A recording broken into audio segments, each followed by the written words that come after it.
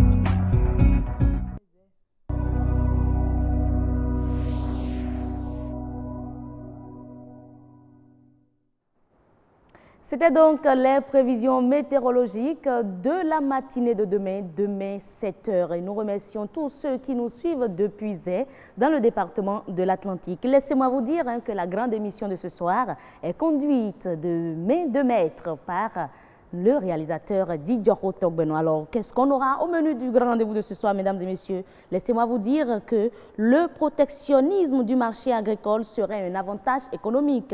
Est-ce réellement la chose? Nous aurons notre économiste Albert Ronloncourt. Il va nous apporter toutes les précisions possibles pour aborder la question. Et c'est dans votre rubrique Monde agricole. Il sera reçu par Marcel Bettoro. Ils sont d'ailleurs tous installés, vous les verrez tout à l'heure. Pollution des berges lagunaires, comment y remédier? William Apollinaire Choki sera à mes côtés et il va nous donner son point de vue en tant que journaliste spécialisé en environnement. La communauté internationale a célébré dimanche 24 mars la journée mondiale de lutte contre la tuberculose, la JMT, et dans ce cadre, nous recevons le coordonnateur national de lutte contre la tuberculose pour voir dans quelle mesure le Bénin peut en finir définitivement avec cette maladie infectieuse, oui, qui tue 4500 personnes chaque jour selon l'Organisation mondiale de la santé. Et Autant Savoir s'intéresse à la procrastination ce jour où le monde s'y consacre. Est-ce une vilaine habitude? Marcel Effon, coach en développement personnel, va répondre tout à l'heure aux questions de Agnat Bello. Mesdames et messieurs, le grand rendez-vous, c'est aussi le journal, le 1945. Et ce soir, nous sommes avec Estelle Pazou. Estelle, bonsoir. Bonsoir à vous, heureuse. La pleine forme? Ça va très bien chez vous? Je me porte aussi très bien. Le week-end, ça a été? Plutôt très bien, plutôt très bien. Plutôt très bien. On dirait que bon, ça s'est pas très bien passé, mais n'empêche, les téléspectateurs vous ont ce soir, c'est l'important. Alors, qu'aurons-nous au menu du 1945 de ce soir? Mesdames, Messieurs, bonsoir. C'est un rêve devenu réalité. Les écureuils béninois sont qualifiés pour la CAN Égypte 2019. Nous reviendrons sur les grands moments du match. Et un peu avant le match, les supporters béninois étaient au stade Mathieu Kérékou, certains pour vendre et d'autres pour acheter les gadgets. Et puis nous irons ensuite à la découverte de l'Université de l'Atlantique. C'est une institution fondée par un Sénégalais et qui emploie des centaines de personnes en Côte d'Ivoire. Et bien évidemment, tous les détails sont à suivre à 19h45. Merci à vous, Estelle Pazou. On se retrouve donc à 19h45 pour le développement de tous ces sujets. Mesdames et messieurs, restons déjà là pour installer le premier plateau et c'est Monde agricole. À tout de suite.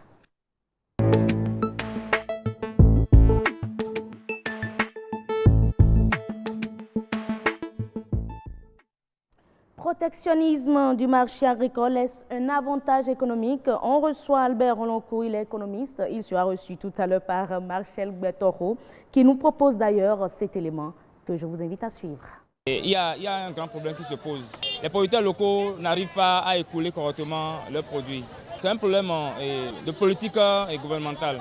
Depuis plusieurs années, nous avons des problèmes. L'offre est supérieure à la demande. Il y a bien une structure qui doit réglementer, je ne sais pas, l'arrivée des produits qui viennent d'ailleurs. Je ne sais pas s'il y a une taxe que les gens paient d'habitude. Ça veut dire que, comment dirais-je, le prix de ce qui vient d'ailleurs est moins élevé que ce qui est produit sur place ici. D'habitude, dans les pays, je ne sais pas, Sahel, pour le Burkina par exemple, l'agriculture est subventionnée là-bas. Au moment où nous peinons à avoir, je ne sais pas, de la tomate ici, eux, ils produisent quand même et amènent ici. Et quand la tomate chez nous est chère, ils envahissent le marché. Ça fait que le producteur d'ici ne peut pas vendre. Voilà, merci Marcel Gbetoro. Et on vous retrouve d'ailleurs sur le plateau pour entretenir notre invité Albert Roloncourt, économiste, sur cet aspect économique de la chose. Protectionnisme du marché agricole est un avantage économique. Monsieur Roloncourt, bonsoir. Bonsoir, heureuse. Merci d'être là. Merci. Et le week-end, ça a été? Oui, très bien. Parfait. Marcel, bonsoir. Bonsoir, heureuse d'annoncer tout le plaisir pour moi, amis téléspectateurs, bonsoir. Vous portez très bien? Et chez vous? Ça va, la semaine, ça commence très bien. On rend grâce à Dieu. D'accord. Vous avez promis d'aborder le sujet, je crois le jeudi, vous l'avez promis et vous avez tenu parole.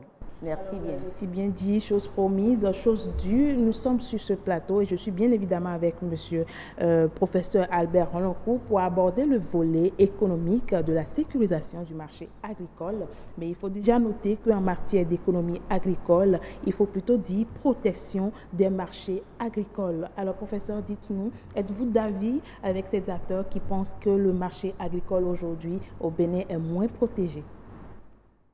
Oui, merci Marshall. Au fait, ils ont affirmé quelque chose, que le marché étranger, ils parlaient du marché burkinabé où la tomate est produite, que ce marché-là est subventionné et que si cette tomate-là vient sur nos marchés, elle est moins chère que la tomate produite localement. Oui. Donc, une manière de protéger le marché, effectivement, c'est de subventionner la production agricole de telle sorte que les producteurs puissent vendre leurs produits moins chers. Évidemment, une tomate qu'on importe du Burkina avec le transport, avec la marge des commerçants, ça devait être normalement plus cher que la tomate produite localement. Maintenant, si c'est moins cher, ça veut dire que notre marché quand même a des problèmes. Maintenant, cela dit, il faut se demander aussi si nous avons un avantage comparatif dans ce produit-là. Est-ce qu'il n'y a pas d'autres produits qui pourraient être plus compétitifs sur le marché local et que nous pourrions exploiter? Quels sont les avantages liés à la protection du marché agricole? Non, mais quand on parle de marché agricole, surtout dans nos pays, c'est un marché qui emploie beaucoup de personnes. C'est le secteur dominant dans nos économies. C'est vers ce secteur-là qu'on veut diriger un certain nombre de jeunes.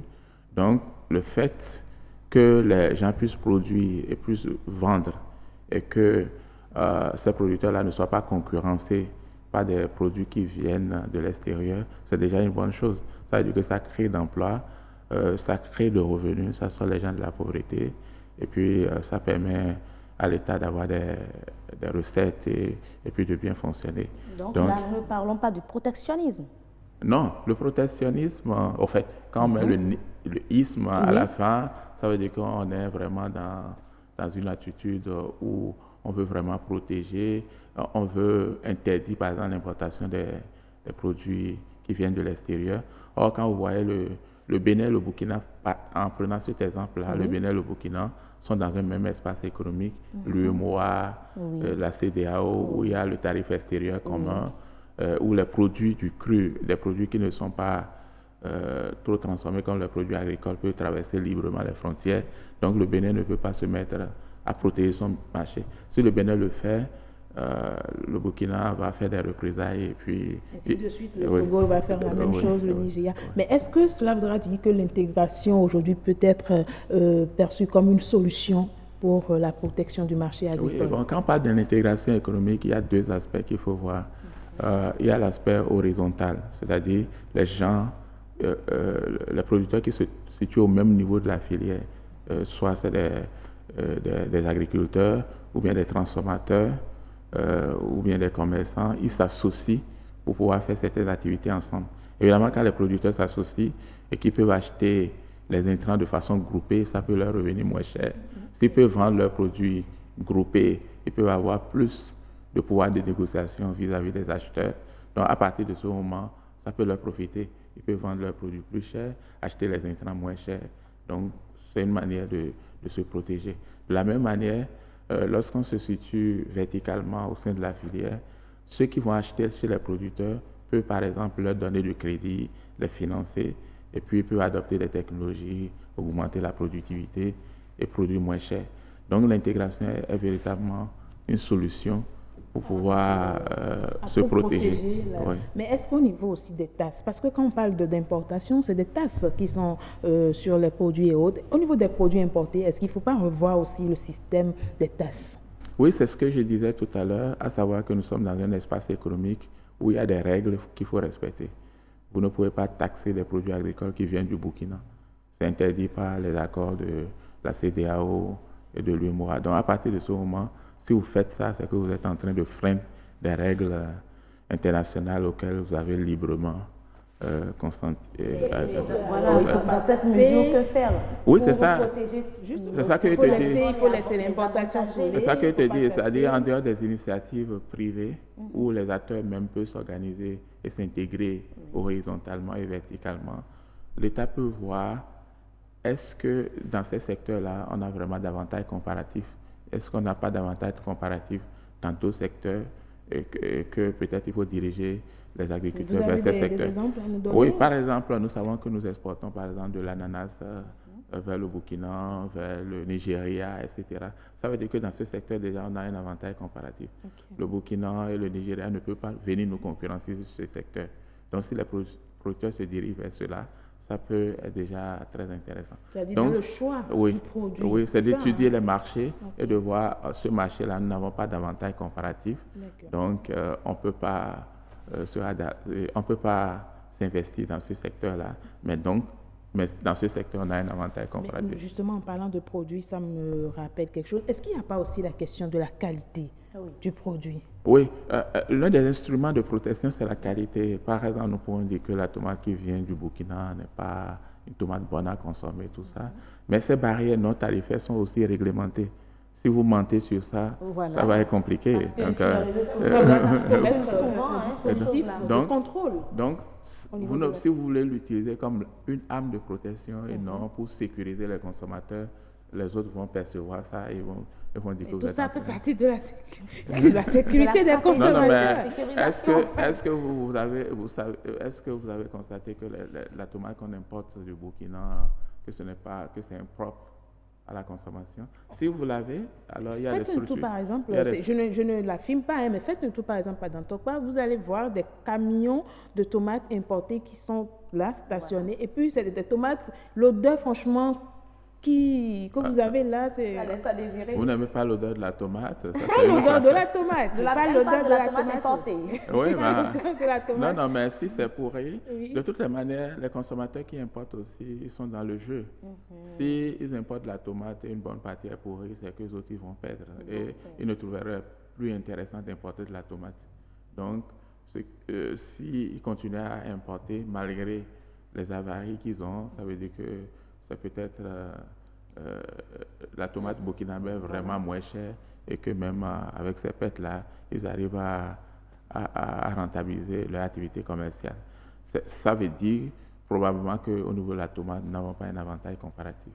Maintenant, quand je prends au niveau des acteurs, ils disent souvent qu'ils sont en surproduit, c'est-à-dire qu'ils produisent tellement assez qu'ils les Béninois n'arrivent pas à consommer tout ce qu'ils produisent. Mais est-ce que ce n'est pas le moment aussi d'évoquer la question de stockage? Parce que si on stocke bien nos produits agricoles, on peut veiller à une transformation. Au-delà du stockage, parce que ce qu'on dit, quand vous parlez de la chaîne agroalimentaire, on dit que ça va de la fourche, on prend la fourche pour semer à la fourchette. Donc, je crois que l'une des manières de protéger notre marché, c'est cette affaire de conservation, de transformation des produits. Je crois qu'au Bénin, on a eu des initiatives à Pomasser, dans les zones de production de tomates. Je ne sais pas ce que ça a donné. Parce que vous avez dit que vous avez trouvé des tomates dans ton poids qui pourrissent. Ça veut dire que ce n'est pas seulement les tomates burkinabées qui pourrissent, les tomates béninoises aussi. Puisque nous, on n'a pas une machine pour détecter c'est quelle tomate, c'est quelle tomate. Donc, c'est ça. Donc, ce qui veut dire que l'activité de transformation, il faut vraiment investir dans ce secteur. Puisque si c'est transformé en conserve de tomates, ça va durer beaucoup plus.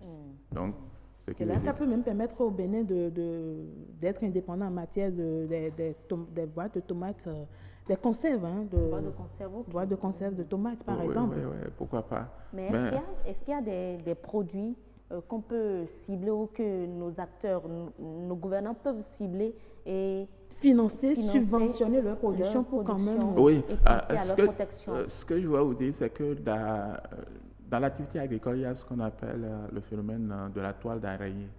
C'est-à-dire qu'il faut faire extrêmement attention. La tomate, aujourd'hui, ça peut coûter cher. Vous allez dire, c'est un secteur porteur.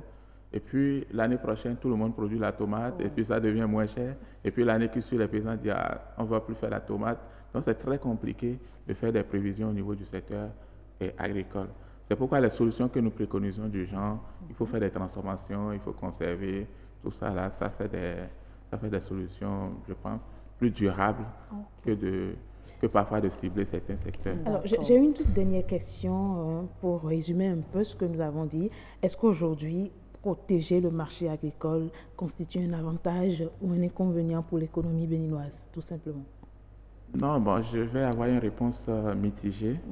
Quand on dit qu'il faut protéger, ça veut dire qu'ailleurs les gens protègent. Donc, il faut qu'on étudie le marché burkinabé pour voir comment les producteurs de là-bas sont protégés et puis faire la comparaison avec notre marché local. Sinon, on peut prendre des initiatives, on peut nous taper là-dessus, ou bien il peut y avoir des représailles et puis ça ne va pas nous favoriser. Donc, c'est une question qu'il faut vraiment étudier à fond pour voir quelle est la meilleure politique à mener. Alors, merci beaucoup, professeur Albert Ranloncourt. Et je dis à nos chers amis téléspectateurs que ce sera donc la fin de la série de plateaux sur la sécurisation du marché agricole. J'espère que vous avez pu retenir quelque chose. En tout cas, pour notre part, il faut juste retenir que le marché agricole aujourd'hui, il va falloir mettre en place plusieurs stratégies pour mieux sécuriser ce marché. Et c'est d'ailleurs une de ces stratégies, et d'ailleurs donc le stockage, comment mieux stocker les produits agricoles. Ce sera le prochain plateau sur le monde agricole. Merci, heureuse d'Anandé. Merci à vous, Machel Betoro, pour avoir abordé, je dirais, pratiquement tous les... avoir vidé le sujet, comme on le dit dans notre jargon. Merci. Merci également à vous, monsieur Albert Ranloncourt, économiste, pour votre disponibilité toutes les fois qu'on vous contacte. Merci. Alors, mesdames et messieurs, c'est tout pour Monde Agricole. Nous allons installer un autre plateau et ce sera Nature et Bien-être.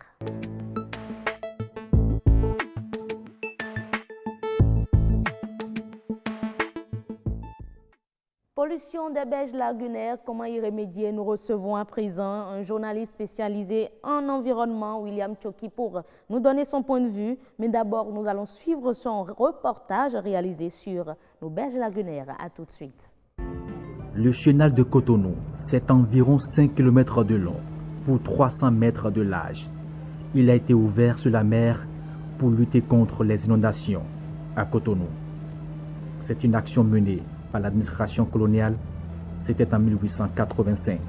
Aux abords du plan d'eau, des habitations de fortune érigées par des pêcheurs, des habitations sur pilotis, d'autres encore déposées sur des tas d'immondices. On se crée des espaces sur l'eau avec des déchets comme élément de comblement. On n'est pas du tout à l'aise ici. Pas du tout à l'aise. Ici, on ne se gêne pas pour faire ses besoins. Quelques feuilles de tôle suffisent à fabriquer l'enclos sur pilotis. Et les déjections humaines sont rejetées directement dans le plan d'eau. À côté de ces sources de pollution, le marché d'Antokpa. Jusque-là, le plus grand centre de transaction du Bénin. Là où le marché d'Antokpa est installé, c'est à côté d'un chenal. Il n'y a que le lac se comble tous les jours. À la seconde, la force de l'eau, parce que nous sommes à côté de la mer, fait que les lambeaux de déchets sont emportés. Et quand ils sont emportés, ils vont se reposer selon leur poids, soit au fond de l'eau ou bien rejetés un peu partout. Et c'est ça qu'on observe le long, la rive gauche et la rive droite du chenal. Et quand on continue comme ça, avec l'installation même des habitats qui avancent la terre dans le chenal d'ici quelques années, et ça va se rétrécir et on ne parlera même plus de ce chenal qui en fait est installé pour gérer beaucoup de choses environnementales. De ce marché international provient la majeure partie des déchets produits dans la ville de Cotonou. Plus de 600 tonnes de déchets sortis de ce seul marché par jour. Des déchets pour la plupart déposés sur ces berges, ces écosystèmes fragiles, transformés en de véritables dépotoirs sauvages. Des actions tendant à fermer le chenal, un spectacle à la limite ahurissant pour la ville vitrine du Bénin. Après un environnementaliste, nous recevons un journaliste spécialisé en environnement. Il s'agit de William Tchoki. William, bonsoir. Bonsoir, heureuse d'annoncer. Merci d'être avec nous. Le plaisir partagé. Alors, on parle avec vous des berges lagunaires. Vous avez réalisé ce petit magazine sur le sujet, on a vu, mais comment se portent selon vous nos berges aujourd'hui? Je dirais que nos berges sont malades. Il vaut mieux que j'aille directement. Voilà, il vaut mieux qu'on dise la vérité aux gens.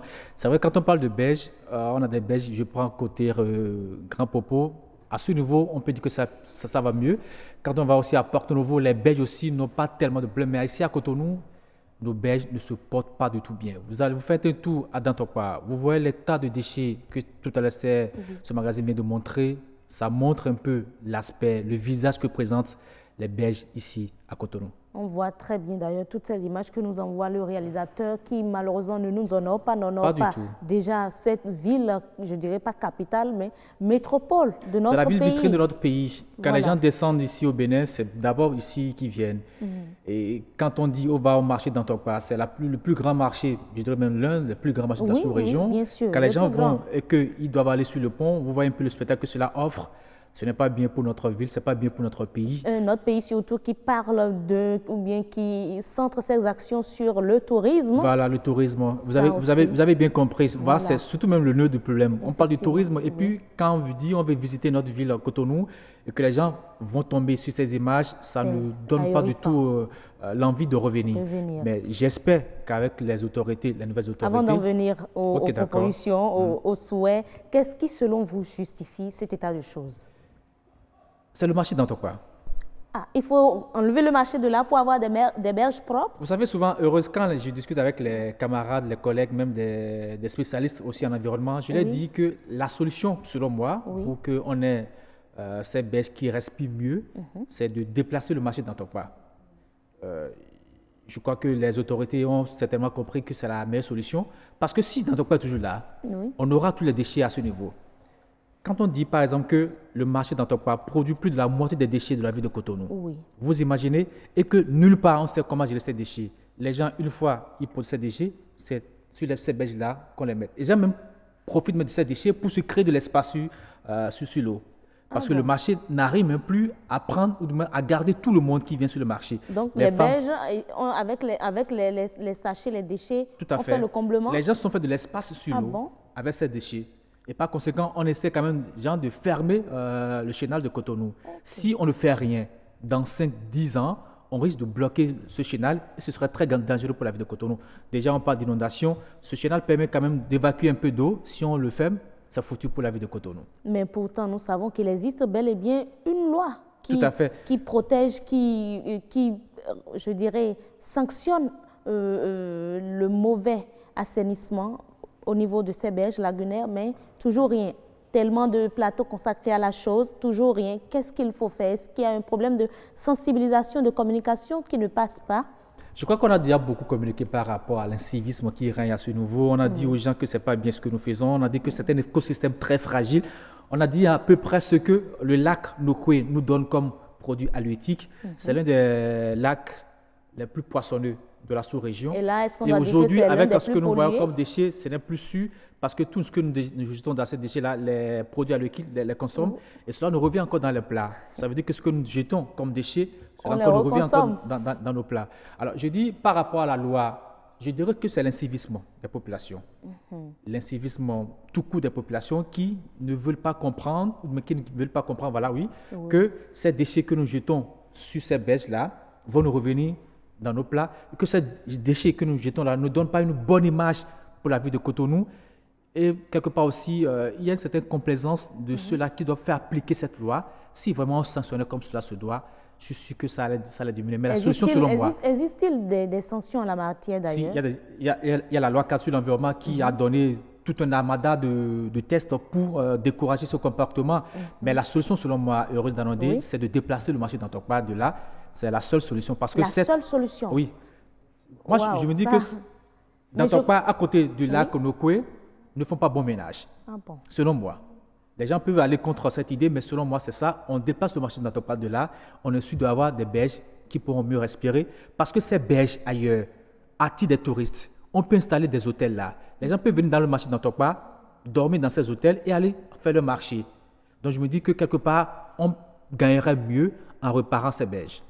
D'accord. Vous êtes journaliste, vous vous intéressez aux questions liées à l'environnement. Quelle est votre contribution à vous? La contribution, c'est déjà ce magazine que nous faisons, ce débat que nous faisons aussi. Il faut qu'est-ce que vous faites en tant que journaliste spécialisé en environnement? Vous savez, chaque fois que je passe sur ce pont et que je vois ces images, ça m'interpelle. C'est vrai qu'on a aussi un rôle à jouer pour interpeller nos collègues, nos concitoyens par rapport à ce qui se passe à ce niveau. Et chaque fois que les gens jettent des déchets dans nos voitures, quand on prend taxi, que les gens jettent des déchets, je leur dis que ce n'est pas bien. On pense qu'on fait du mal à l'environnement, mais nous faisons du mal justement.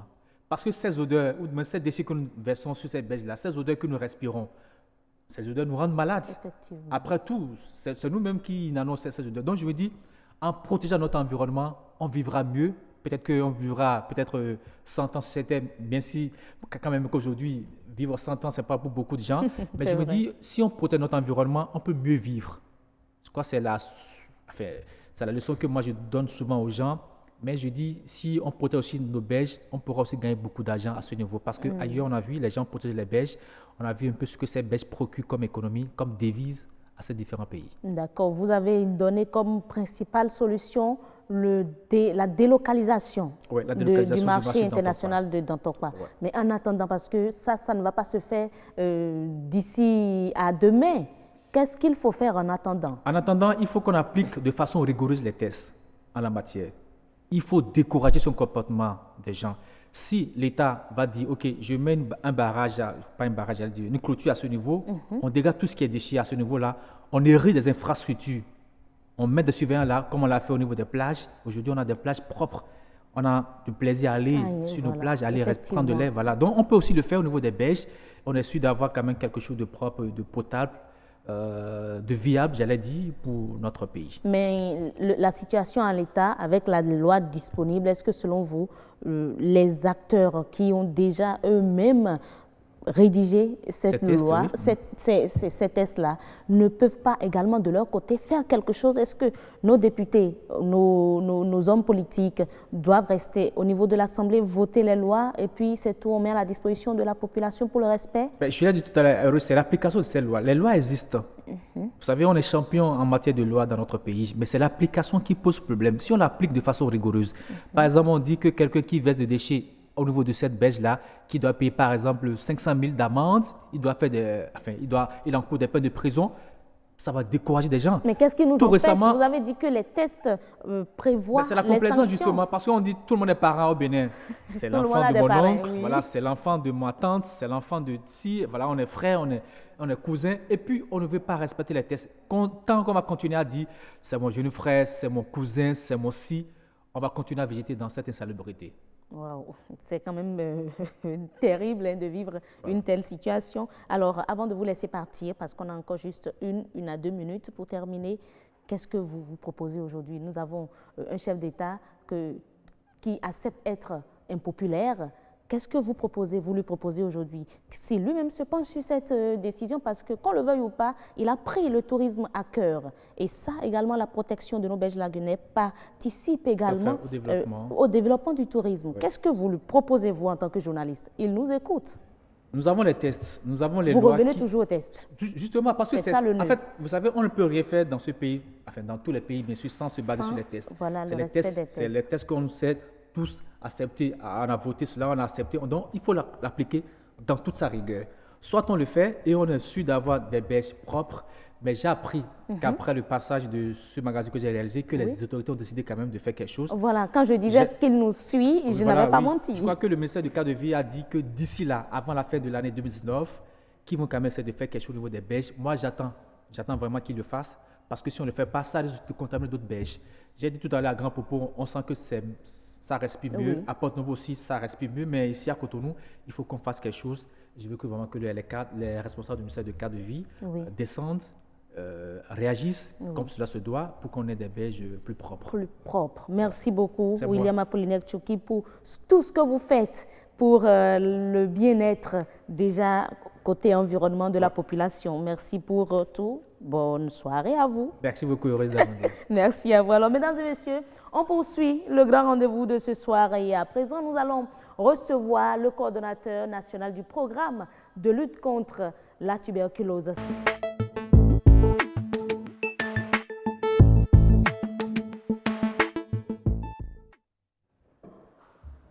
Nous parlons aujourd'hui de la journée mondiale de lutte contre la tuberculose. C'était hier, c'était ce dimanche.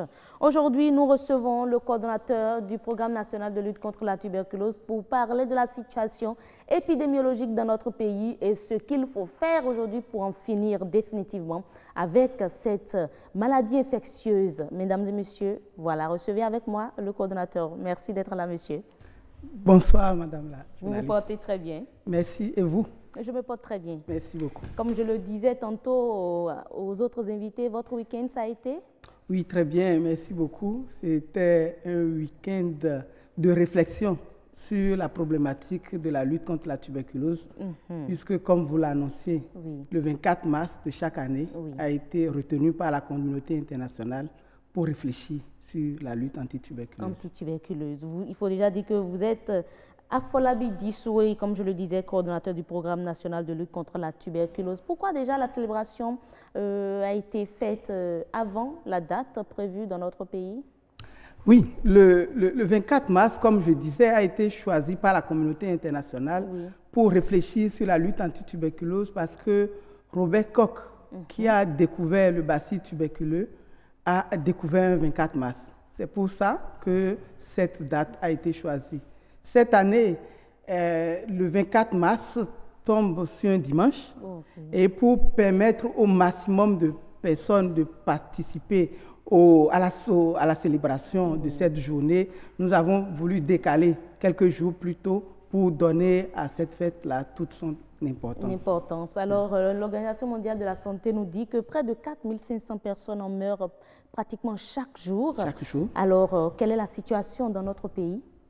Alors, dans notre pays, la tuberculose demeure un problème majeur de santé publique, puisque chaque année, nous dépistons plus de 4000 cas.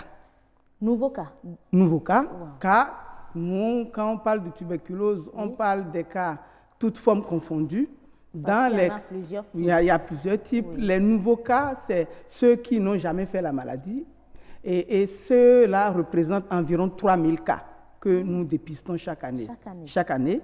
Au Bénin, sur toute l'étendue du territoire national. Et parmi eux, nous arrivons à guérir environ 9 cas sur 10. Près de 90%. Près de 90% des cas que nous arrivons à guérir, mais nous avons encore malheureusement 7% des malades que nous arrivons à diagnostiquer, mais qui décèdent du fait de cette maladie-là. Mais pourquoi on n'arrive pas à les guérir? Alors, on n'arrive pas à guérir, les causes sont multiples. En général, il s'agit des malades que nous dépistons tard, qui font recours à nos structures de soins quand ils sont dans un état très avancé.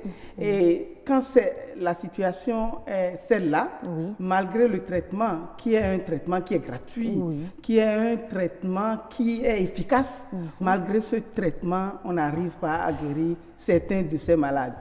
Il y a des malades, et qui ne sont pas moindres, qui ont ce que nous appelons des comorbidités. Ils ont d'autres maladies en plus de la maladie tuberculeuse. Et on peut les traiter efficacement pour la tuberculose, mais si la prise en charge d'autres maladies n'est pas adéquate, ces malades décèdent. Et notamment les patients qui sont infectés par le VIH. Nous avons encore, malheureusement, 18% des malades co-infectés par la tuberculose et le VIH qui décèdent parce que leur prise en charge est relativement complexe et nous n'avons pas encore, nos structures sanitaires n'arrivent pas encore à prendre suffisamment en charge.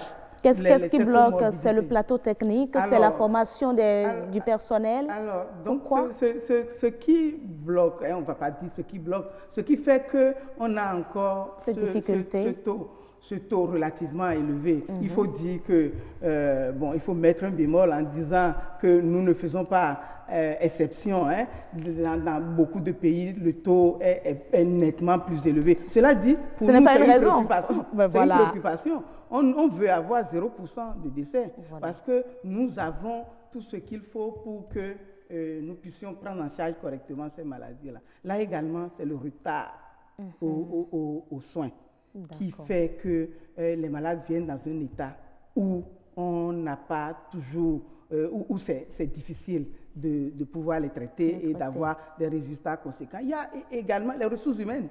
Les ressources humaines qui représentent un gros problème dans notre système de soins. Il faut savoir que le programme de lutte contre la tuberculose est intégré au système de santé existant. Il n'y a pas, ce n'est pas un système parallèle. Et nous nous appuyons donc sur le personnel, sur les ressources humaines qui sont disponibles. Et ces ressources humaines, on sait qu'au niveau du système de santé, nous avons une faiblesse des ressources humaines en termes de quantité. Et parfois en termes de qualité, mais par rapport à la qualité, nous, en tant que programme, nous faisons du renforcement des capacités, un axe important que nous essayons de développer pour amoindrir un tant soit peu cette faiblesse. D'accord. Qui sont ceux qui sont le plus touchés, ceux qui sont les plus touchés par la tuberculose dans notre pays? Alors, la tuberculose, c'est d'abord un problème de développement. C'est un problème de développement. Pourquoi? Dans les deux sens. Parce que la tuberculose touche la couche la plus productive de la population. Et c'est les jeunes, c'est de 15 à 40 ans, de 25 à 40 ans, qui représentent la force et qui vont faire en sorte que l'économie marche. C'est cette couche-là qui est plus touchée par la tuberculose. La tuberculose, c'est un problème de développement également parce que dès lors que les pays développés ont commencé à améliorer le niveau de vie de leur population, on a constaté dans l'histoire une décroissance de l'incidence de cette maladie avant même que les antituberculeux n'arrivent. Parce que la tuberculose, ça touche les pauvres et les plus pauvres. En majorité. Ça peut toucher tout le monde, mais ça touche les couches les plus vulnérables de notre population. Et si on veut régler le problème de la tuberculose, il faut qu'on règle le problème de la pauvreté d'abord. Tant qu'on ne va pas régler de façon significative le problème de la tuberculose, bien sûr, on va faire des efforts, bien sûr, on aura quelques résultats, mais on ne va pas éradiquer la tuberculose. Je crois que l'Arche est dans cette stratégie-là. Alors c'est pour ça que c'est vraiment heureux que le gouvernement prenne en compte cet aspect non seulement en aidant les pauvres et les plus pauvres à avoir accès aux soins, mais en les aidant également à sortir de la pauvreté. Parce que c'est lorsqu'ils seront sortis de la pauvreté qu'ils pourront sortir définitivement de ce fléau tuberculeux. Bon, voilà, le thème de la journée, il est temps. Oui. Il est temps d'en finir avec la tuberculose. Oui. Et est-ce que le Bénin est prêt réellement d'en finir? Alors, ça nous concerne tous. Il est temps que chacun d'entre nous se demande s'il fait tout ce qu'il doit faire pour qu'on en vienne à bout de la tuberculose. Que doivent faire les individus? Alors, les individus, par exemple, les individus doivent intervenir à plusieurs niveaux. Lorsqu'on est malade, il faut aller tôt à l'hôpital.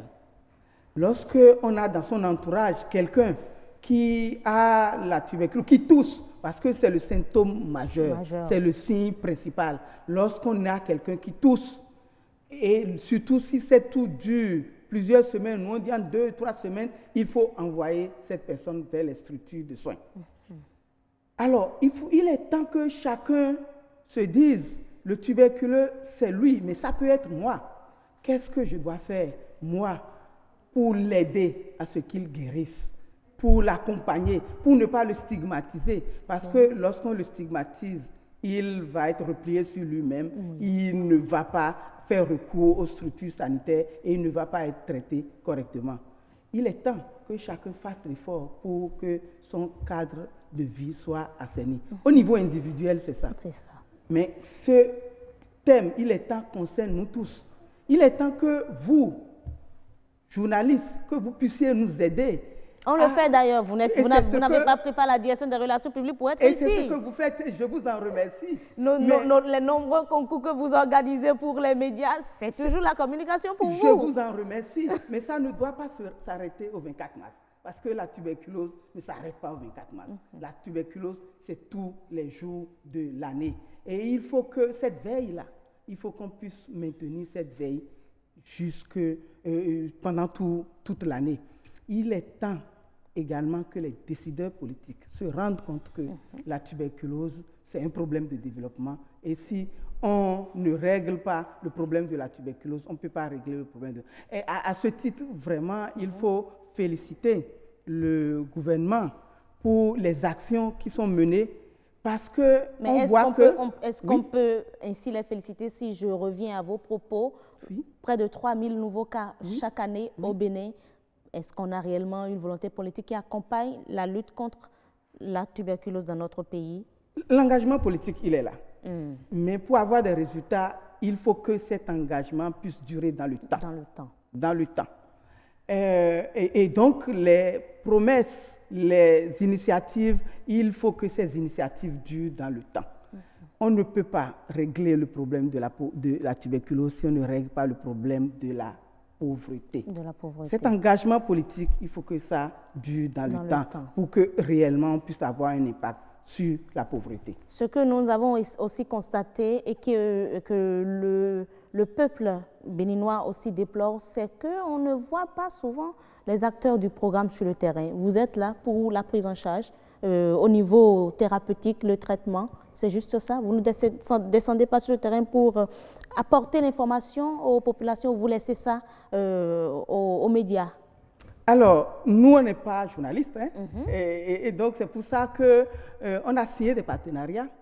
On a signé des partenariats avec des radios communautaires, avec des ONG qui font de la sensibilisation sur toute l'étendue du territoire national. Mais vous pensez qu'ils sont réellement aptes? Ils ont vraiment les mots qu'il faut pour donner l'information aux populations? Est-ce que la communication passe réellement? On ne les livre pas. Mais lorsqu'on signe des contrats avec les ONG, avec les radios communautaires, il y a une phase de formation où on s'assure de l'information que ces structures vont administrer aux populations. On a signé également un partenariat avec l'Association des anciens malades tuberculeux, qui sont le témoin vivant de ce qu'on peut guérir de la tuberculose. Et cela nous aide à sensibiliser la population. Il y a le concours qu'on organise. Donc on fait beaucoup d'actions. On ne fait pas encore suffisamment. C'est pour ça que l'occasion que vous me donnez me permet de pouvoir demander à tous les organes de presse de nous aider davantage, parce que la tuberculose, c'est l'affaire de tout le monde. D'accord, merci beaucoup. Merci à vous, Monsieur Afolabi Dissou. Vous êtes coordonnateur du programme national de lutte contre la tuberculose. Merci pour la disponibilité. Merci beaucoup. Bonne soirée. À vous aussi. Merci. Mesdames et messieurs, c'est tout pour Nature et Bien Espère. Oui, c'est vrai qu'on a parlé santé. Je m'embrouille un peu, mais c'est la rubrique Espère qui s'est consacrée aujourd'hui à la santé. Ça n'arrive pas souvent. Nous allons à présent retourner l'antenne à la rédaction pour le journal. Il est 19h45. On vous retourne l'antenne, Estelle Pazou, pour le journal.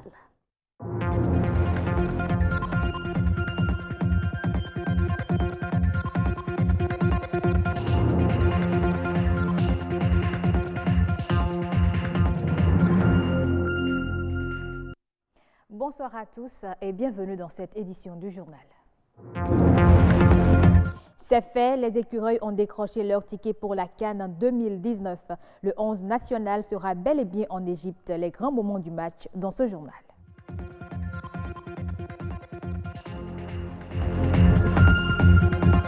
Les supporters béninois n'ont pas marchandé leur soutien. Ils étaient très tôt au stade Mathieu Kérékou, qui pour vendre et qui pour acheter les gadgets.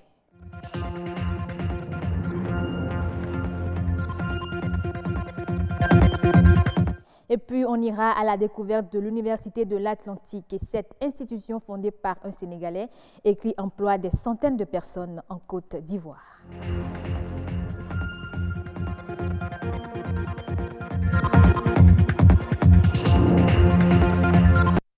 Et la victoire est acquise. Les écureuils béninois ont battu les éperviers du Togo 2-1. Ils obtiennent ainsi leur ticket pour la CAN Égypte 2019. C'est un défi que viennent de relever Michel Dussuyer et ses poulains. Je vous propose de suivre les moments émouvants du match. Gilles Sounou, quel dédoublement. Ça va vite avec cette combinaison, heureusement, que le capitaine béninois cet après-midi a bien lu. Et là, c'est fini avec une balle en profondeur. Signé David Gigla. Le Bénin qui passe devant. Tout à fait. On vient de voir David Gigla qui vient de nous compléter, qui a poursuivi l'action jusqu'au bout. Et c'est ça qu'on veut. Ce que je disais tout à l'heure, il fallait quand même qu'on prenne ce match en compte. Et c'est ce qu'ils sont en train de faire, je crois, quand même que. On va sur le coup franc. Togolais, la tête. Et la parade exceptionnelle, et l'égalisation. L'égalisation togolaise. Alors qu'on était justement en train de parler des qualités de Cheikh Emmanuel Adebayor sur cette action. Une équipe de haut de tableau. Ça joue dur pour la conquête du ballon. Jordan Adeoti peut-être une frappe, mais il a préféré écarter pour son coéquipier David Kiki. Le centre de David Kiki, la déviation de la tête. Et là, le but de la victoire. Le but de la victoire signé Steve Mounier.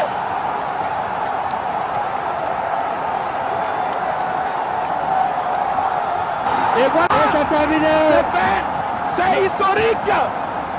C'est historique. Le Bénin qui valide sa qualification. Eux, comme s'ils avaient la certitude de la victoire, étaient bien plus tôt au stade Mathieu Kérékou. Les supporters, pour apporter leur soutien indéfectible aux écureuils, ont acheté des gadgets aux couleurs de l'équipe nationale. Pour eux, soutenir les écureuils n'a simplement pas de prix. Le reportage de Patrick Ayaboudjou. Des vuvuzela pour pousser à la victoire le 11 national. Des casquettes et banderoles aux couleurs du drapeau national sur l'esplanade extérieure du stade de l'amitié Mathieu Kérékou. L'ambiance donne un avant-goût du match. Allez les écureuils à un prix cadeau. Ici, l'enjeu est économique. L'heure est au marchandage entre vendeurs et acheteurs de gadgets confectionnés pour la circonstance. Les supporters se procurent t-shirts et maillots. Chaque vendeur y va à son prix. C'est un véritable business.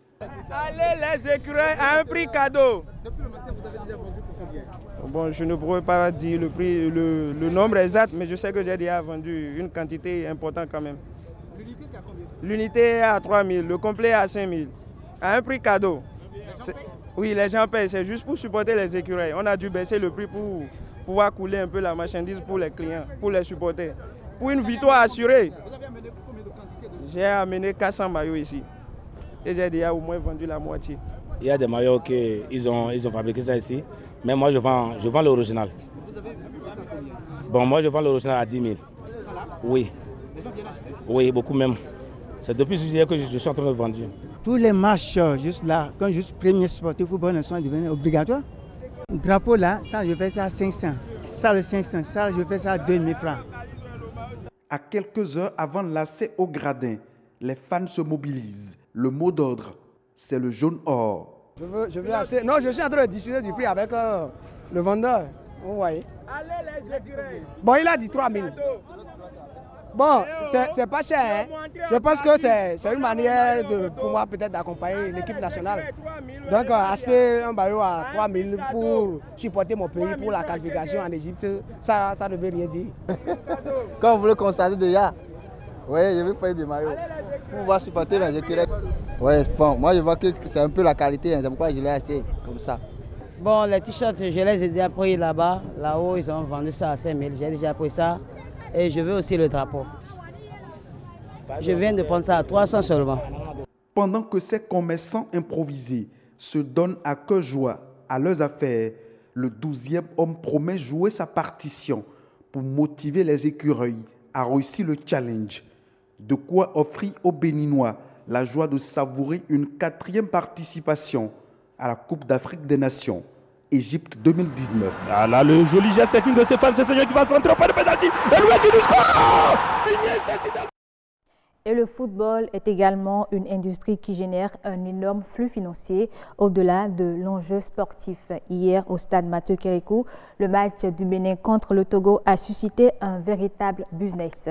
Les vendeurs de t-shirts et maillots, les opérateurs GSM et les débits de boissons ont multiplié leur clientèle. Autant de retombées économiques que cette rencontre a sur l'économie nationale. Un consultant sportif nous en dit plus au micro de Patrick Adiaboujou. À partir du match d'hier, les leçons à tirer, c'est quoi? On va en Égypte en juin. Juin, c'est déjà demain. On est en fin mars. Juin, c'est déjà demain. On doit déjà commencer à réfléchir à comment rentabiliser la participation du Bénin à la Coupe d'Afrique des Nations. Les produits dérivés. Le Bénin a gagné hier. Le Bénin ira. Quelle sera la tenue de la sélection béninoise? Est-ce qu'il n'y a pas des stylistes qu'on peut professionnaliser pour les impliquer dans le domaine, dans l'habillement sportif? Pour que demain, on ait un équipementier béninois, par exemple, qui gagnera en devise, qui bénéficiera de la publicité à l'international à chaque fois que l'équipe nationale fera une sortie. Donc, à partir du match d'hier, déjà, on peut concevoir une nouvelle tenue pour le Bénin, donner l'exclusivité aux Béninois à quelques semaines de la Coupe d'Afrique des Nations, et ça va faire vendre. Au niveau de la sélection qui s'en va en Égypte, il y a des compagnies aériennes.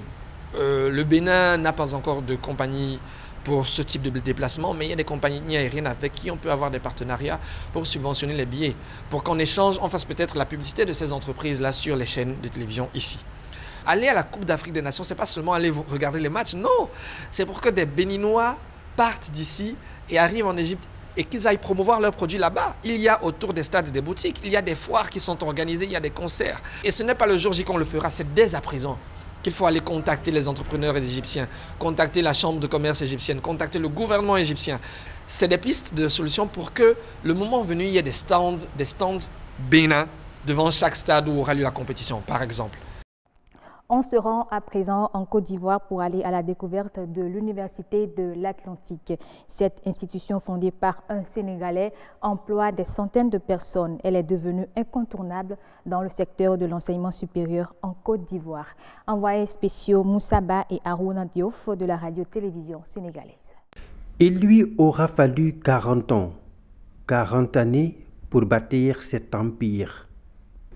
Il s'agit d'une université privée créée en Côte d'Ivoire. C'est la première université privée de Côte d'Ivoire qui compte 3 structures, 2 à Abidjan et une à Bouaké. Elle compte également des instituts de formation professionnelle, entre autres l'Institut d'études du genre et des questions de la femme et de l'enfant, l'Institut d'études politiques et de relations internationales, l'Institut des hautes études professionnelles. Un groupe créé en 8 février 2000 qui emploie une centaine de personnes, des Ivoiriens pour la plupart, mais aussi des Sénégalais. Je dirais pas vocation, mais il y a une volonté de participer à l'activité de développement. Je suis moi-même enseignant de formation et j'ai cru bon de participer en accompagnant le processus public, parce que vous savez que c'est une prérogative d'ordre public de faire de la formation. La vocation de ce groupe, participer au développement de la formation des jeunes Africains. Dernièrement, en Afrique, l'activité d'éducation est considérée comme une activité lucrative. Ils ont même galvaudé l'expression « entrepreneur de l'éducation ». Il faut faire en sorte que, à côté de cette connotation à la limite péjorative, qu'il y ait des institutions comme les nôtres qui prennent cette activité comme étant une vocation, comme étant une obligation de participer à l'activité de développement, en accompagnant l'activité gouvernementale, de sorte que les gens qui sont formés soient à égalité de chance avec ceux qui ont été formés dans les structures publiques. Et cela, ça demande une implication de l'ensemble de la famille universitaire. Ça implique un choix important des formateurs. Il ne faut pas que ce soit des formateurs au rabais. Il faut que ce soit ceux qui forment dans les publics, qu'ils viennent de l'extérieur ou qu'ils soient de l'université nationale. Après la Côte d'Ivoire, le groupe compte bien investir le Sénégal. Justement, dans quelques années, il va s'installer à Mbour, dans la Petite Côte. Fin de ce journal. Merci de l'avoir suivi et bonne suite des programmes sur BB24, la chaîne du développement. Merci Estelle Pazou pour la présentation. Vous étiez de l'autre côté du stade hier? Non, heureuse, j'ai suivi le match depuis la maison. Vous avez suivi depuis la maison. Ce qui est sûr, vous supportez quand même le 11 national. Je suis écureuil naturellement. N'est-ce pas? Il ne peut pas en être autrement. Yeah, mais ça c'est bien, c'est très bien. En tout cas, nous étions vraiment nombreux, comme les supporters qui étaient vraiment très nombreux de l'autre côté du stade. Ils n'ont pas fait comme vous et moi, parce que moi aussi, je n'y étais pas. Mais eux, ils y étaient, ils ont suivi le match en direct, sincèrement. On salue le 11 national, on salue les acteurs tout autour et surtout le gouvernement. Estelle Pazou, à la prochaine. Excellente à la prochaine, heureuse. Et je fais comme vous, je dis félicitations aux écureuils du Bénin. N'est-ce pas? Vivement qu'en juillet, que les bonnes choses commencent, la CAN commence et qu'on ne fasse pas pied de figure. C'est notre souhait. Merci bien Estelle Pazou. Mesdames et messieurs, le dernier plateau du grand rendez-vous ce soir. Autant savoir, on va parler de la procrastination.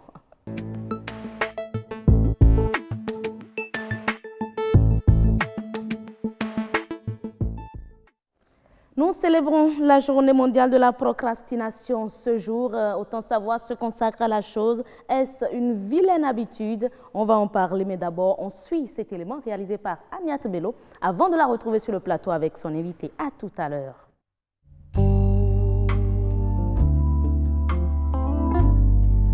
Tendance excessive à remettre à demain ce qui peut être fait dans l'heure. La procrastination n'est pas sans conséquence sur la vie de l'individu. Et pourtant, selon Passeport Santé, 20% de la population occidentale serait affectée par une forme de procrastination chronique.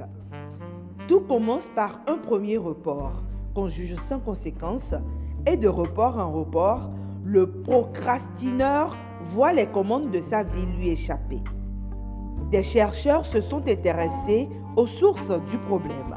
Parmi elles, la mauvaise gestion du temps, mauvaise estime de soi, manque de concentration, manque d'intérêt, le stress, la peur de l'échec ou du jugement, ou encore le perfectionnisme.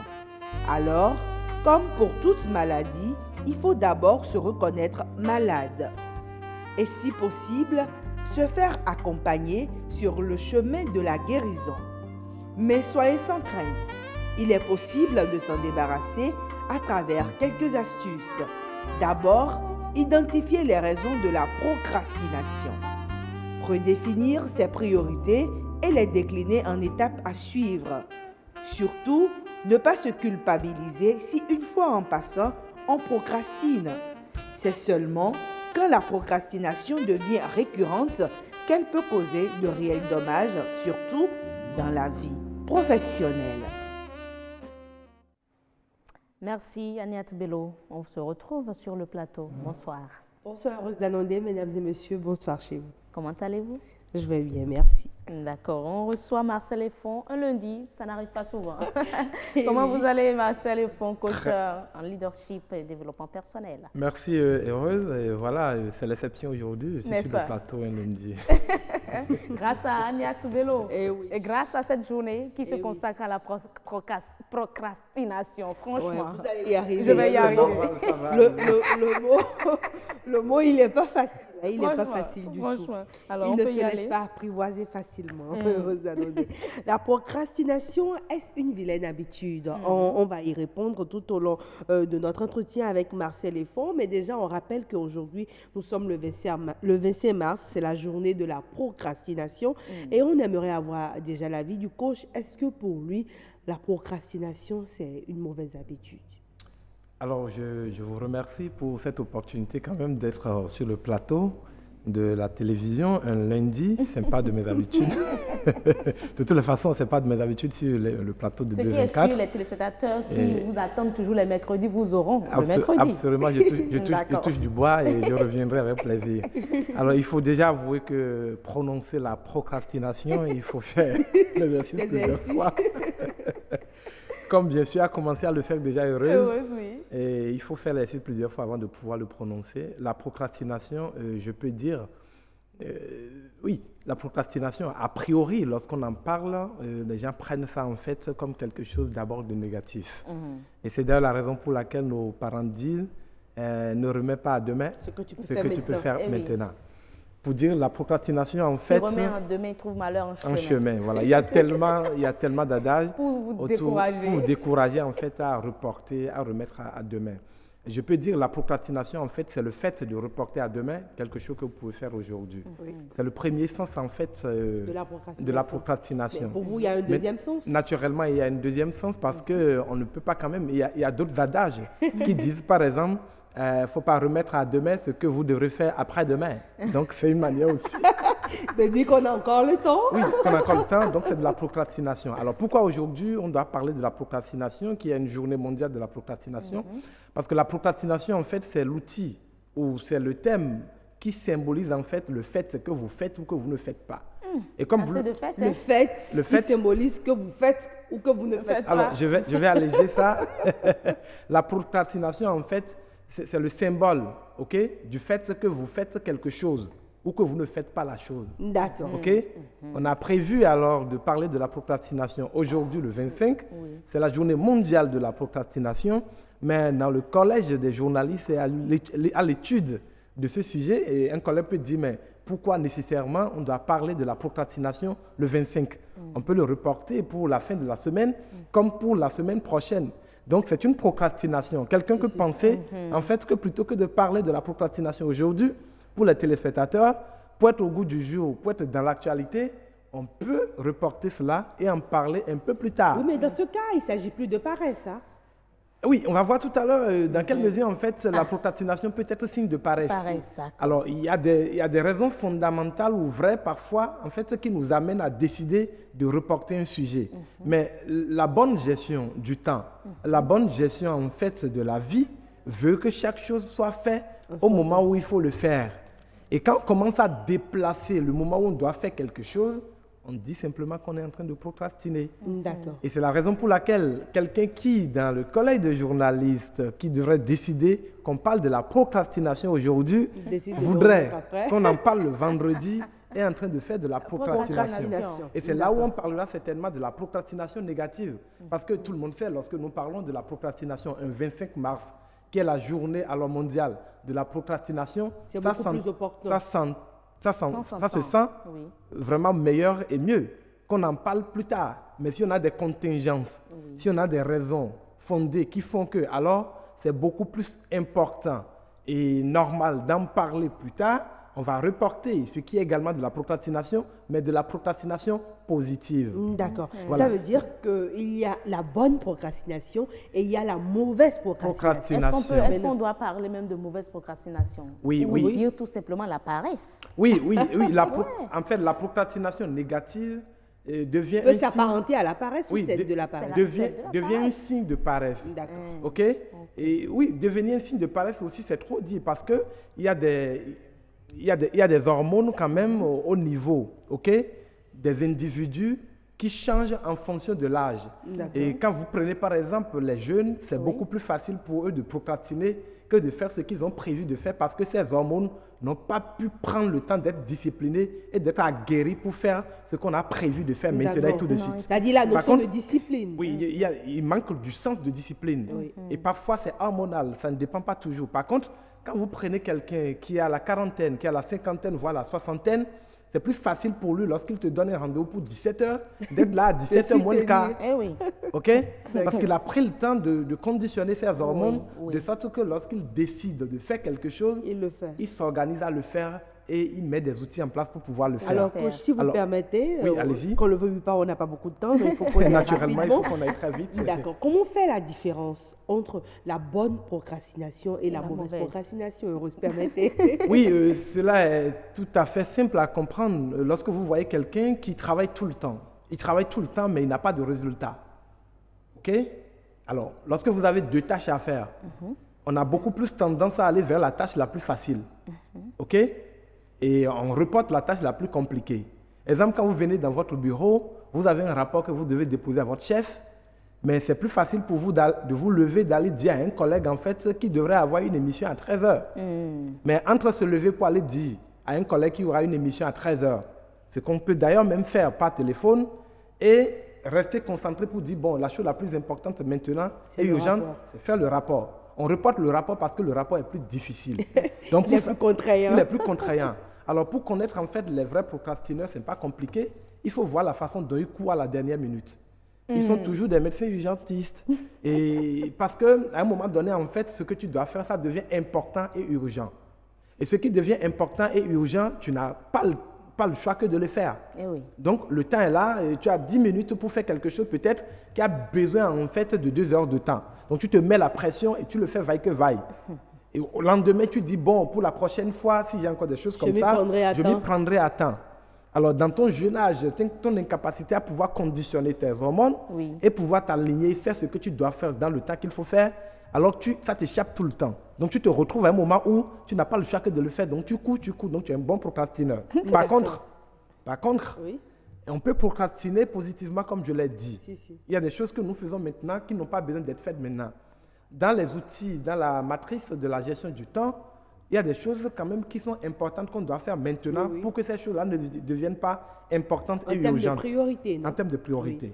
Donc, ce qui fait que nous, on recommande aux gens en termes d'outils pour mieux gérer le temps et ne pas être un mauvais utilisateur du temps, un procrastineur négatif. Il faut qu'on commence à préciser maintenant. Un procrastineur négatif.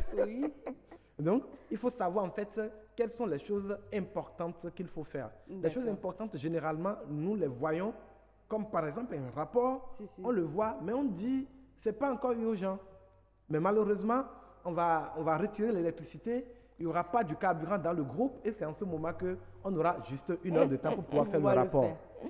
Une amie m'a dit un jour, mais Marcel, lorsque je n'ai pas repassé mes habits, alors que le lendemain matin, il sait qu'à 5 heures, je peux me lever et repasser mes habits, m'apprêter pour aller au boulot à 8 heures.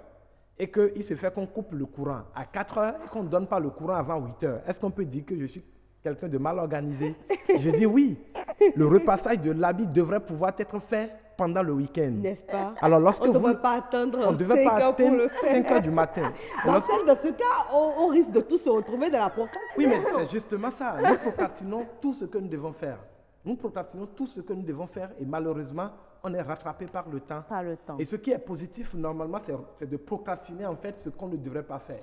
Mais est-ce que ça n'a pas... Moi, je veux savoir, est-ce que ça n'a pas d'avantage? Parce que vous avez donné l'exemple de celui qui vient quelques minutes avant l'heure du rendez-vous. Parfois, les parents disent qu'il faut venir peut-être plus tard pour éviter certains...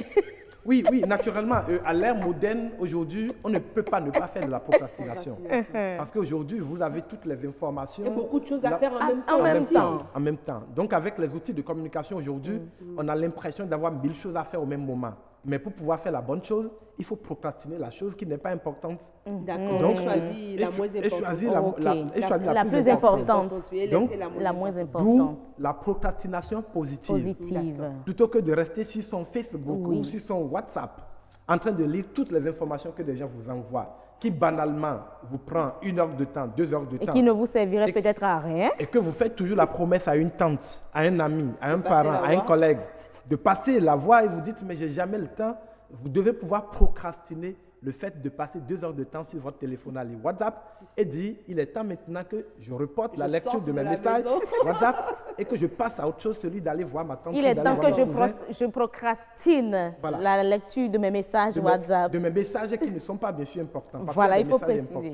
D'accord. Mais ceux qui volent le temps le plus souvent, c'est des messages passionnés qui ne sont pas importants. Le temps est terminé. On n'a même pas pu parler des propositions de solutions pour sortir de la procrastination. Mais est-ce qu'on peut y aller en 30 secondes? Oui, on peut y aller en 30 secondes. La première chose, la plus importante déjà, c'est de commencer à avoir un to-do list. Le to-do list, c'est chaque matin se poser la question, quelles sont les choses importantes pour moi à faire dans cette journée. D'accord, il vous reste 20 secondes. Oui, et à chaque fois, les téléspectateurs ne sont pas d'accord avec moi parce que le sujet on n'a pas le temps. Et à chaque fois, toutes les 30 minutes, retournez à votre to-do list. Les choses à faire dans la journée, dit quelle est l'étape suivante.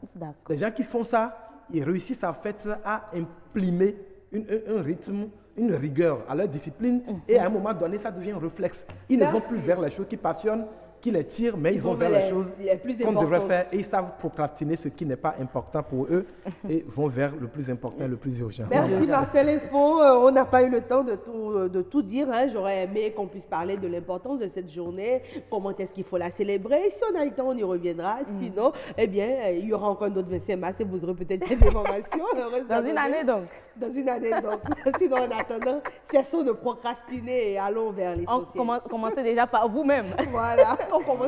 Laissez tomber les messages WhatsApp non vous attendez, vous êtes la seule à avoir votre tablette sur ce plateau. Agnès Bello, c'est pas sérieux là. On va procrastiner la suite de l'émission parce qu'en ce moment, quelque chose de Yasmine Damata nous fait de grands gestes. Tout sauf ça. Merci à vous pour le choix du sujet. Agnès Bello, c'est très intéressant de l'aborder avec Marcel Effon. Chaque fois que vous êtes là, on est content, on est fiers, l'information passe. C'est un plaisir renouvelé et prêt à recommencer. N'est-ce pas? Merci bien. Déjà à mercredi prochain avec Agnès Bello. Oui, avec dans Espère. Dans Espère. Voilà. Mesdames et messieurs, c'est donc tout pour le grand rendez-vous. Non, pas tout. Voilà. Oui, Karamata Bataou, je comprends. Merci beaucoup. Il y a notre ami de la toile qui est là. On va le recevoir tout à l'heure. Ce sera tout pour Autant Savoir. On retrouve Adonis Boum dans ActuWeb tout de suite.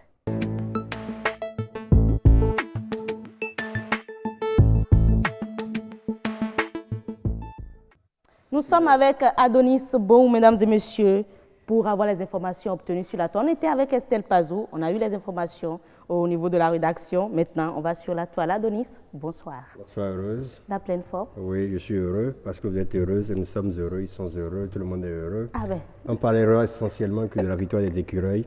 Ah, essentiellement. Ah, mais je suis contente. Yes, we can. Yes, we do it. Ça, c'est de Obama, ça. Hein? On veut des expressions pour nous, béninois, purement béninois. Yes, we can. Bravo, 11 mondial. Vous devinez déjà de quoi je veux parler. Oui. Mais les écureuils du Bénin, hier, après leur victoire 2-1 sur le Togo, se sont qualifiés pour leur quatrième CAN. Effectivement. Et ils étaient absents de la compétition pendant 9 ans.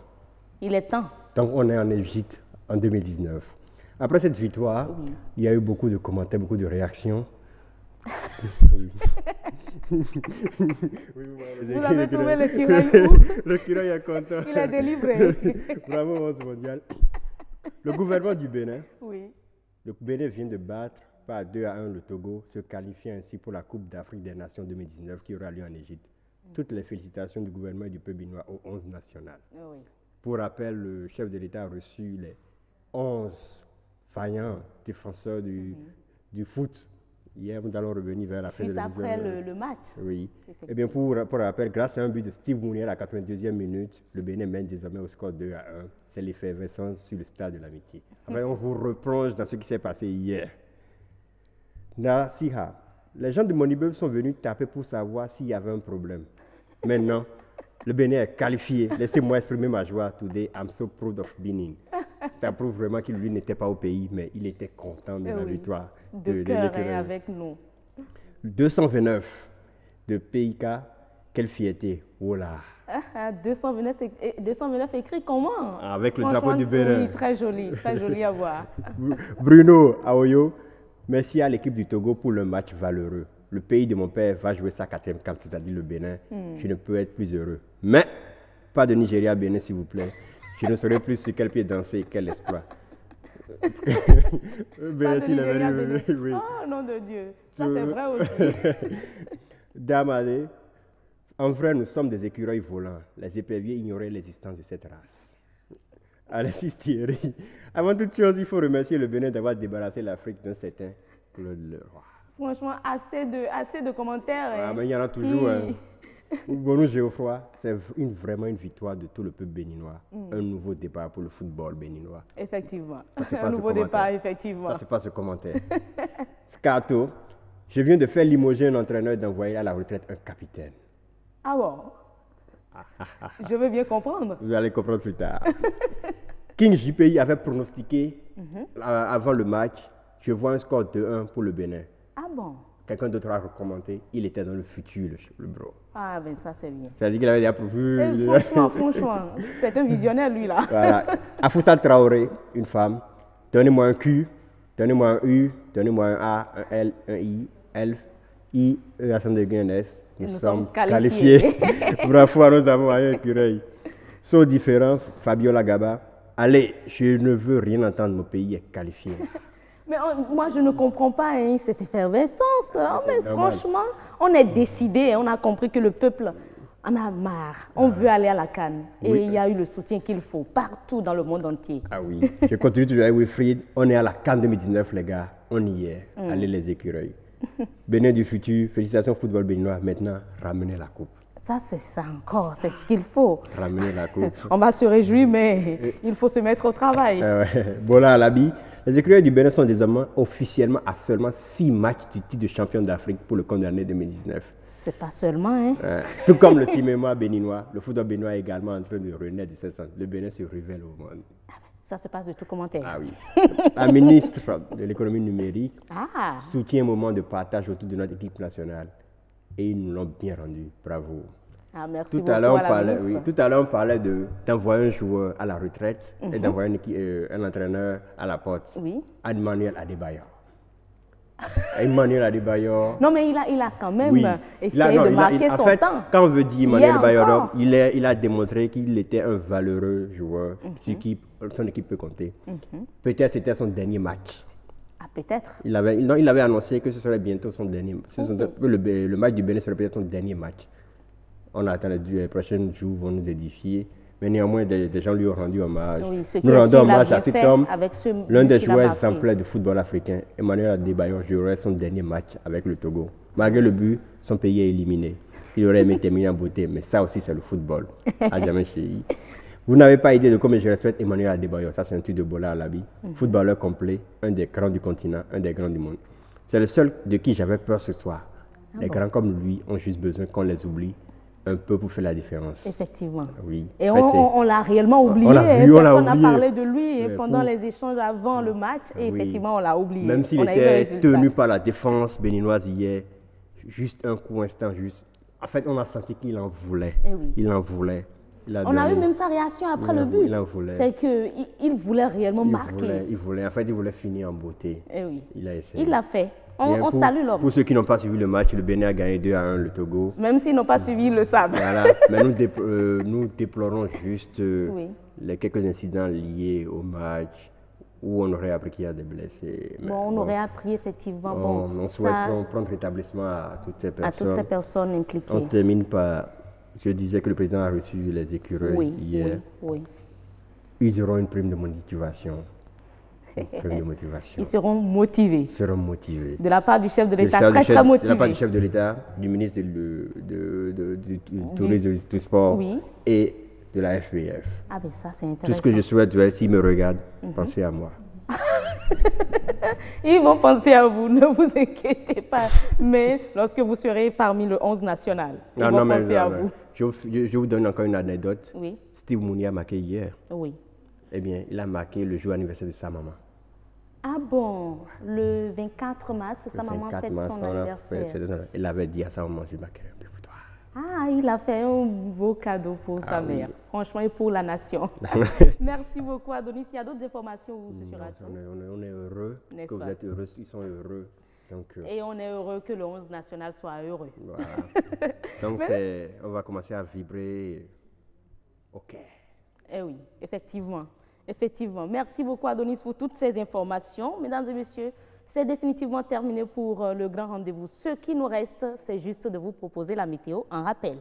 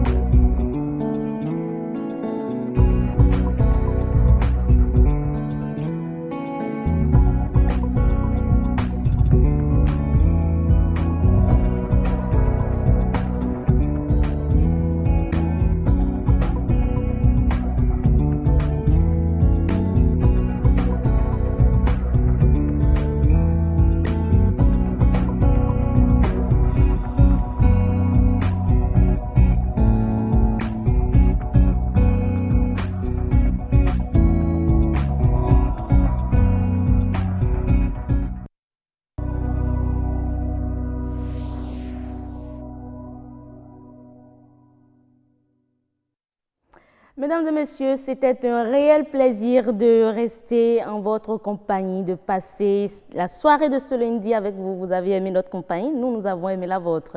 Merci à tous ceux qui nous ont suivis depuis Zé. Prochain rendez-vous du grand rendez-vous, demain 19h avec Assioum Gaba. Excellente soirée à vous. D'ici là, portez-vous très bien.